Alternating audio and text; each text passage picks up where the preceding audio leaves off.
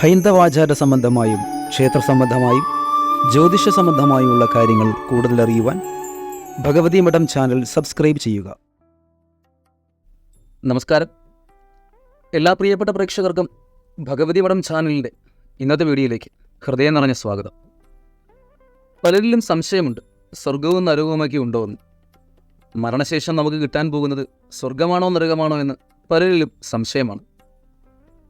വരാൻ പോകുന്ന, അതായത് മരണശേഷം നമുക്കുണ്ടാകാൻ പോകുന്നത് എന്താണ് എന്ന് ചൊല്ലി ഉത്കണ്ഠപ്പെടുന്നവരാണ് നമ്മളിൽ പലരും.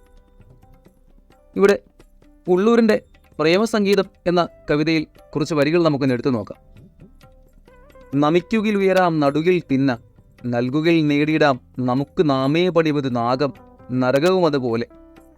മനവും മിഴിയും നാവും കരവും മന്നിൻ മാലകലാൻ മഹാനുകമ്പാമസൃണതമാക്കും മനുഷ്യർ ദേവന്മാർ എന്ന് മഹാകവി പറഞ്ഞിരിക്കുന്നു. ഈ വരികളിലൂടെ വളരെ അർത്ഥവത്തും ഗഹനവും പ്രായോഗികവുമായ ഒരു ജീവിത ദർശനമാണ് കാഴ്ചവെക്കുന്നത്. ജീവിതത്തിൽ ഉയർച്ചയുണ്ടാകുന്നത് താഴ്മയിൽ നിന്നാണ്. വിനയമാണ് ഉയർച്ചയുടെ ഉരകല്ല്. വിനയമുണ്ടാകുന്നത് വിദ്യാഭ്യാസം കൊണ്ടും സത്സംഗം കൊണ്ടുമാണ്. ജീവിതത്തിൽ ഉന്നത പദവിയിലെത്തിയിട്ടുള്ളവരെല്ലാം വളരെ എളിമയിൽ നിന്ന് വളർന്നു വന്നവരാണ് എന്ന് നമുക്ക് കാണാം. വിതയ്ക്കുന്നവനെ കൊയ്യാൻ അധികാരമുള്ളൂ.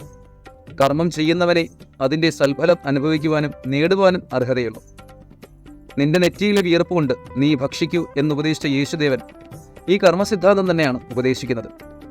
എന്തും കൊടുത്തു ശീലമുള്ളവനെ നേടുവാൻ അല്ലെങ്കിൽ സ്വീകരിക്കുവാൻ അർഹതയുള്ളൂ എന്നർത്ഥം. ദാനം ചെയ്യാത്തവനെ നാം പറയാറ് അറുത കൈക്ക് ഉപ്പു തേക്കാത്തവൻ എന്നാണ്. ഉപനിഷത് വാക്യങ്ങൾ പറഞ്ഞിരിക്കുന്നത് തേനത്യക്തേന പുഞ്ചീദ്ദ എന്നാണല്ലോ. യഥാർത്ഥത്തിൽ നമ്മുടെ സ്വർഗനരകങ്ങൾ നാം തന്നെയാണ് സൃഷ്ടിക്കുന്നത്. താൻ നിരന്തരം ചെയ്യുന്ന കർമ്മങ്ങളാണ് സ്വർഗനരകങ്ങളായി അനുഭവിക്കുന്നത്. യഥാർത്ഥം ആലോചിച്ചാൽ മനുഷ്യന് അമാനുഷിക പദവിയിലേക്ക് ഉയരുവാൻ ഒരു വിഷമവുമില്ല. പക്ഷേ അതിന് ചെയ്യേണ്ട ചില മുൻകരുതലുകളുണ്ട്. ഒന്നാമത്, സ്വാർത്ഥ ചിന്ത വെടിയണം.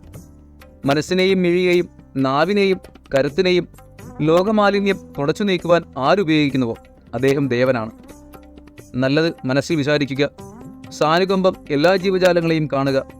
നല്ല വാക്കുകൾ, പ്രോത്സാഹനകരമായ വാക്കുകൾ പറയുക. നല്ലത് ചെയ്യുക. നമ്മുടെ ചതുർവിധ കരണങ്ങളും ലോകത്തിൻ്റെ വിശുദ്ധിക്കായി ഇതര ജീവികളുടെ സുഖത്തിനായി വിനിയോഗിക്കാൻ തന്നെയാണ് ദേവത്വം പറഞ്ഞിരിക്കുന്നത്. അന്യ ജീവനുതകി സ്വജീവിതം ധന്യമാക്കുന്നവനെ വിവേകികൾ എന്ന് ആശാനും പറഞ്ഞിട്ടുണ്ട്. അവനവന് ആത്മസുഖത്തിനാചരിക്കുന്നവ അവരിന് സുഖത്തിനായി വരയണം എന്ന് ശ്രീനാരായണ ഗുരുവും സർവജീവി സമഭാവം എന്ന് ഗാന്ധിജിയും പറഞ്ഞത് ഈ തത്വം തന്നെയാണ്. ഈ മഹിമ നേടിയെടുക്കുവാൻ നമുക്ക് ചരാചര പ്രേമാഞ്ജനമെഴുതിയ ചക്ഷുസ് കൂടിയേ തീരൂ. അതുകൊണ്ടാണ് പ്രേമം എന്ന ഒരൊറ്റ മാത്രമേ ലോകത്തിലുള്ളൂവെന്ന് ഉള്ളൂർ വ്യക്തമാക്കിയത്. അതുതന്നെയാണ് പ്രേമസംഗീതം എന്ന ഈ കവിതയിലെ വാക്യങ്ങളും നമ്മെ ഓർമ്മിപ്പിക്കുന്നത്. നമ്മുടെ സ്വർഗവും നരകവും എല്ലാം നാം തന്നെയാണ് നിർണ്ണയിക്കുന്നത്. നമ്മുടെ ജീവിതത്തിൽ പകർത്താൻ കഴിയുന്ന നന്മകളൊക്കെയും നമുക്ക് സ്വർഗം സമ്മാനിക്കും. മരിച്ചതിന് ശേഷം കിട്ടുവാൻ പോകുന്നതല്ല. ജീവിച്ചിരിക്കുന്ന കാലത്ത് നമ്മൾ സമ്പാദിക്കുന്ന എന്താണോ അതാണ് നമ്മുടെ സ്വർഗം, അതാണ് നമ്മുടെ നരകവും. ഹൈന്ദവാചാര സംബന്ധമായും ക്ഷേത്ര സംബന്ധമായും ജ്യോതിഷ സംബന്ധമായുമുള്ള കാര്യങ്ങൾ കൂടുതൽ അറിയുവാൻ ഭഗവതി മഠം ചാനൽ സബ്സ്ക്രൈബ് ചെയ്യുക.